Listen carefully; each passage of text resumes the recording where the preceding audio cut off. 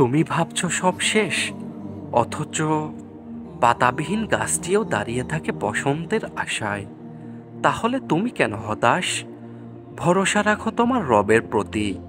তোমার হতাশাগুলোতেও একদিন আশার আলো ফুটবে, ইনশাআল্লাহ।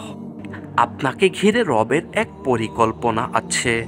ভবিষ্যৎ নিয়ে দুশ্চিন্তায় মগ্ন হবেন না, কারণ ভবিষ্যৎ তো স্বয়ং আপনার রবের হাতে। রবের পরিকল্পনা তো শ্রেষ্ঠ পরিকল্পনা। নিজের কাজটুকু করে যান, বাকিটা রবের উপরে ছেড়ে দিন। এমনকি যখন আপনি কিছুই বুঝে উঠতে পারেন না, শুধু রবের উপরে ভরসা রেখে কাজ করে যান। রাত যত গভীর হয়, প্রভাত তত কাছে। যার পেছনে যত অন্ধকার, তার সামনে তত আলো। রাতের অন্ধকার পেরিয়ে প্রভাতের অন্তিম সূর্যোদয় হয়। আপনার বেদনাহত হৃদয়কে প্রশ্ন করুন, এমন কোনো রাত আছে কি যে রাতের পর সুপ্রভাত আসেনি?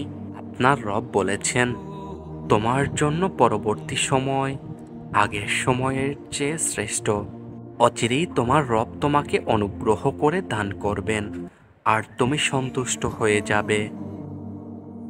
দুঃখের পর সুখ আসবেই, যদিও গন্তব্যস্থল অনিশ্চিত। তবুও বিশ্বাস রাখুন, এমন কোনো রাস্তা নেই যার শেষ নেই।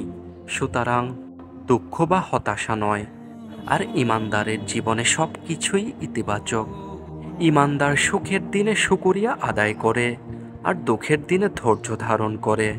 আল্লাহ তাআলা বলেন, হে মুমিনগণ, তোমরা ধৈর্য ও নামাজের মাধ্যমে সাহায্য প্রার্থনা করো। নিশ্চয় আল্লাহ ধৈর্যশীলদের সাথেই রয়েছেন।